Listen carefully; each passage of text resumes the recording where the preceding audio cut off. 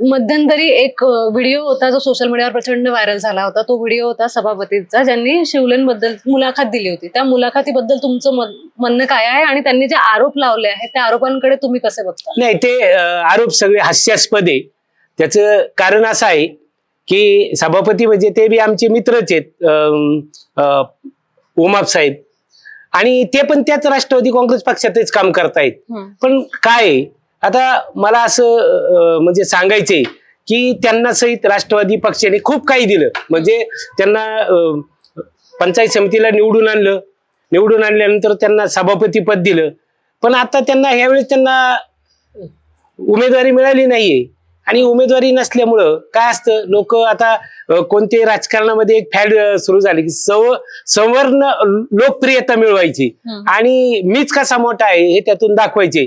पण प्रफुल्लदादा शिवले यांच्यावर जरी काही आरोप केले तर ते आता हे 2 महिन्यात आरोप होत आहेत. मग ते जर त्यांचे काही प्रॉब्लेम असतील किंवा प्रफुल्लदादा काही चुकीचे वागले असतील तर 5 वर्षामध्ये ते मांडायला पाहिजे होते ना जनतेसमोर.